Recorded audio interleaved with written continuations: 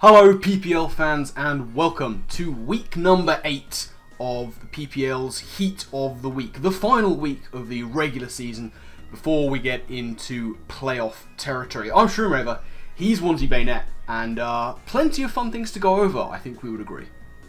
Yeah, plenty of fun things to go over. There is a lot to talk about this week. Some of it worked, quite a lot of it didn't, but this was the final week for our coaches to really make a stamp on the Heat of the Week Hall of Fame. One coach in particular has done something incredibly good. Another coach has used some really fucking fun stuff. And yeah, this is a really cool week to talk about, so I'm very excited. Yeah, very much so. We've got a lot more honourable mentions than we normally would have because we wanted to put in the top 3 the mons that really made an impact on the game. There was a lot of fun sets that either didn't hit the field or just straight up didn't work, but we loved them anyway, and we wanted to pay tribute to them. So, without further ado, let's get cracking with number 3 for Heat of the Week. This week is going to be Lars, our boy ellysux, and the Borussia Dortmund fan, taking on... Who's he taking on? He was taking on Drewby and the New York Marauders in what was essentially a playoff shootout game. It was an incredibly tense game. Both of these coaches had so much stakes on this one. In Drewby's case, he still had a mathematical chance of making playoffs if he won this game and certain other results went his way. And in Lars's case, a victory here ensured playoffs. A loss left him with a very, very difficult task for other games, really. It was basically a swing either way. If Lars lost, then there was still a chance he could make it, but Drewby simply had to win. And this produced quite a few bits of heat, and I'm not just talking about Drewby's Sun team. Oh, absolutely.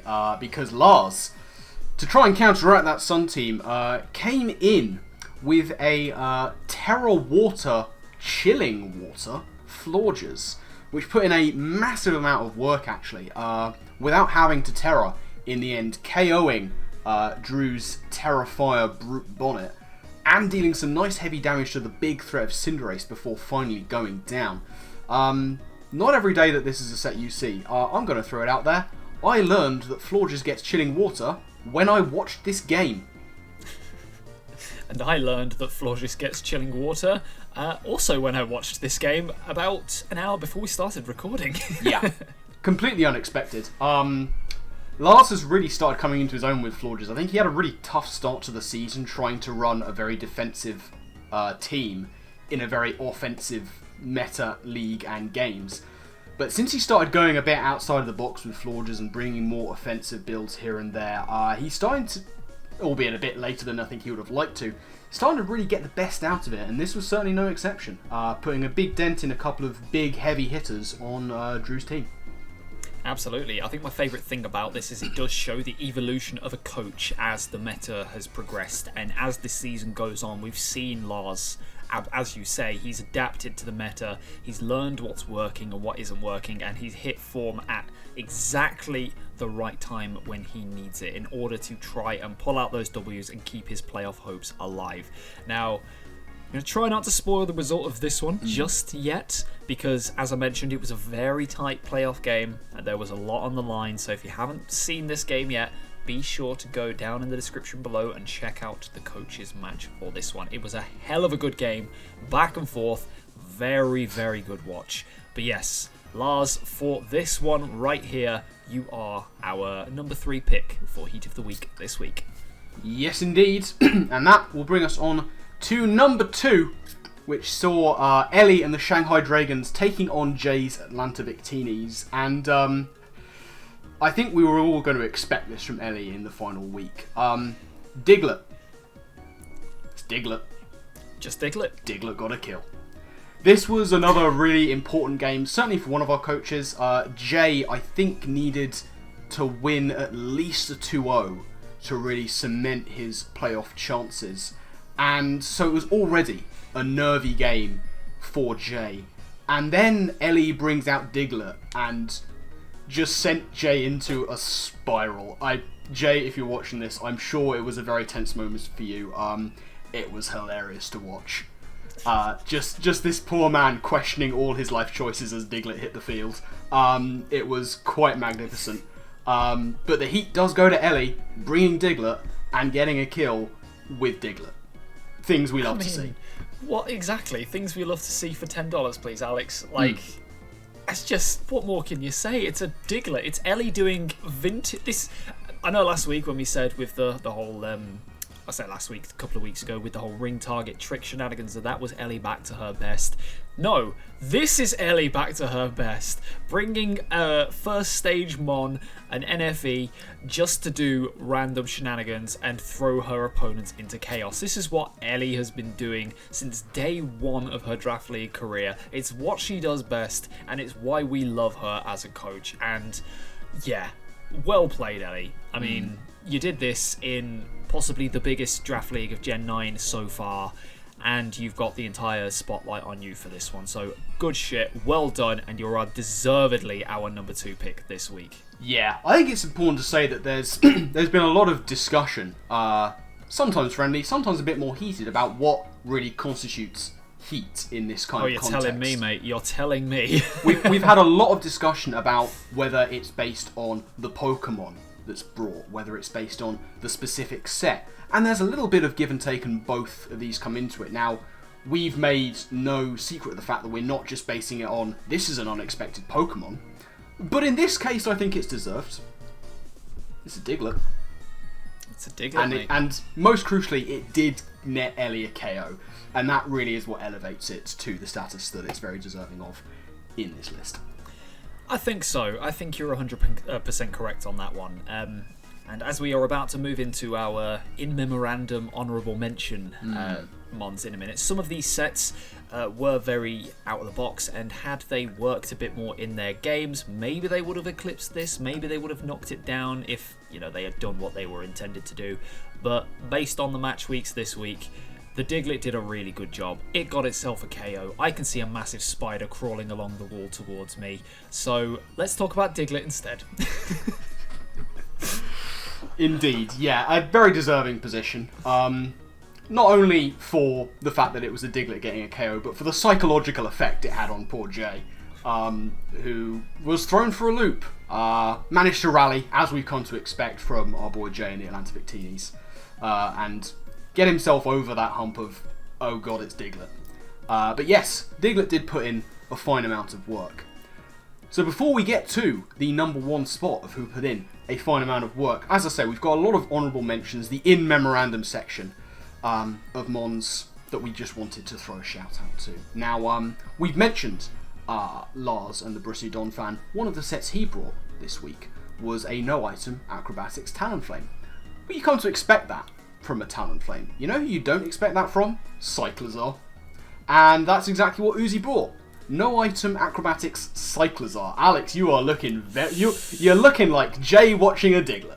This thing is crawling across the wall right in front of me, and give us a size. Like, are we talking Joltik or are we talking Araquanid? We're talking like probably Araquanid. Oh boy, it's fairly sizable. Well, we'll try and get through this video so that you can deal with that. Otherwise, I'm going to be introducing a different co-host for any future Heat videos, because Alex will have also been in the in memorandum section for different reasons. Oh god, I'm good. It's disappearing. It's moving into the corner of the room. That's grand. But yeah, Uzi bring in no item acrobatic Cyclizar. We liked that. It was unexpected. Didn't do a massive amount of work. Certainly not as much as Uzi would have wanted. And on that note, of course, we have many other sets. Didn't do as much as their coaches will have wanted. Jack, still trying to get the best out of that Greedent. It's a shame, because I've seen Jack use Greedent in quite a lot of different leagues, and it puts in so much work for him, and it's just not quite managed to hit the heights that he's done with it in other leagues in the PPL this season. The set that he brought was sound, the logic behind it was great, it was used to try and break the majority of Nexus's team, but unfortunately it did basically suffer a really unfortunate power hacks, which let it be 1v1'd by a Hippowdon. It did get some massive damage off, but Jack did bring the very rare, unique move of Stuffed Cheeks, which is very cool, gives it a bit of health, eats the berry immediately, and basically would have given it a full heal and a SPDF boost before going on and tanking hits from the likes of Iron Valiant afterwards. But unfortunately, as I say, it got a Parahax at just the wrong time, and then Jack did his calcs wrong on the Earthquake from the Hippowdon, which basically meant that it ate its berry too soon and wasn't able to actually click Stuffed Cheeks. So it could have gone very differently. This might have found its way onto our list as well. But Jack, we know what you can do with Greedent. You're amazing with this mon, and I'm sure in the next league that you are in, you will 100% smash it with it. Yeah, we hope so. Now, one Pokemon we wanted to mention that I don't believe even hit the field was Mephisto's Magneton. Mephisto's Niece Jinx coming up against Mountai's Immunity Idols. Blunder Policy Zap Cannon. Ooh, tasty. Spicy. Very spicy. Yeah, Blunder Policy Zap Cannon. It works sometimes, but it's probably not the most optimal set in a majority of times. But we know what Mephisto's up to. We know what he's about. And I would rather not see another horse head in my bed. So I'm happy to put this here. Otherwise, it will be me in the in memorandum section for very true. Reason. Absolutely. We don't want to mess with the Don himself. Speaking of the Don himself, when it comes to strange sets and EV spreads, I mean, is there anyone more technically gifted in building these than Envy? His San Diego Gym Chargers took on Shuckle King's Philadelphia Stunkies, and I mean, we got to talk about that Fortress. Absolutely. My goodness. I mean, mixed offense, no stab moves, Giga Drain, Earthquake, Ice Spinner, Rapid Spin, Assault Vest. Just EVs in every stat. I believe he was a negative speed nature with 12 EVs put in there anyway. I couldn't begin to fathom where Envy's mind was going with that. One thing that I'm sure we can all agree on is that he will have had his reasons. And unfortunately, the Fortress really didn't do all that much in the fight, but my goodness, does it deserve to be top of the honourable mentions this week. Absolutely. I mean, I've watched quite a lot of MV showdown sessions over my years, and I know fairly comfortably that sometimes he just puts EVs into stats to make them even, or to kind of have symmetry in the stat numbers, not necessarily knowing that they would do anything. I wonder if that might have been a bit of the case here for this one. Well, I know he did it for the HP, because I remember seeing it and he said it's got the magic number 333 in HP. I was thinking, what's that there for? Fun. Yeah, and you know what? We like a bit of fun here, and this is a very, very fun Fortress spread. So yes, honourable mention this week. Yeah, good shit, Envy. Well done. Definitely. But that does bring us to the number one spot for Heat of the Week for this week, and we are once again mentioning Mephisto, because my goodness, this set, the scenario behind this set, what it did in the fight. Mephisto he's put a lot of pressure on coaches with his Iron Bundle this season. So quite rightly thinking, Mountay was like, what can I do to counteract this? Bringing in an Assault Vest Galarian Slowking, specifically to deal. At which point Mephisto busts out Whirlpool. Spicy.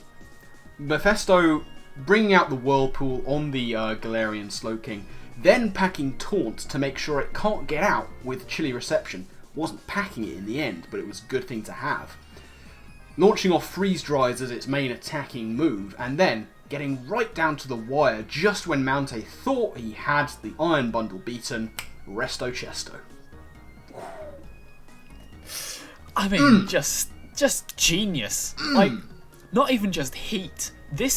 We've had some backs and forths about, discussions of what can be constituted heat and what can be constituted as like a joke or just taking the piss. This right here is the definition of heat. This is what you think of a mon like Iron Bundle, where it could quite realistically and feasibly just run Specs Freeze Dry Hydro Pump every single week and still put in work. Mephisto goes out of his way to bring a set like this that counters its biggest counter, and it works, and it takes out a vital part of his opponent's team. It's just This is beautiful. This is heat right here. This is the definition of heat.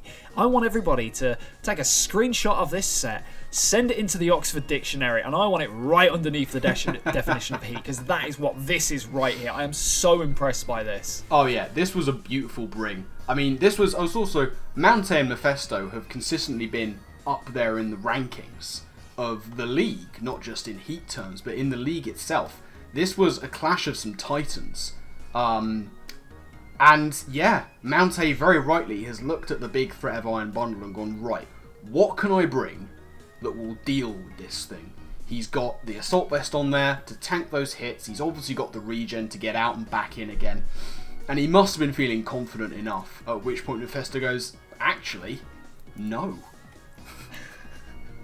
The absolute cojones to bring this in such a high pressure game, which could basically determine the number one seeding. And I don't think we fully revealed how the playoff system works, but it did determine his coach, basically. It determines his rank in the seedings. And in such a big high pressure game, to bring this, Yeah, I mean, I'm pretty sure these guys had almost guaranteed their playoff positions anyway at this point. So this was just, where am I going to be on the ladder? And yeah, Mephisto pulled that one out of his back pocket from nowhere. And yeah, it set Mount back a fair bit. It also allowed Mephisto to take control of the pacing of the game. You know, Mount has got a lot of big, powerful offensive threats. He wants sort of a fast-paced game. He's not set for playing defensive.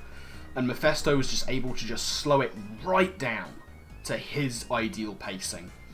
And just kind of unsettle Mount in that way. So it was a very nice sort of psychological effect, as well as being very effective in game. So yeah, number one this week, absolutely deserved to Mephisto.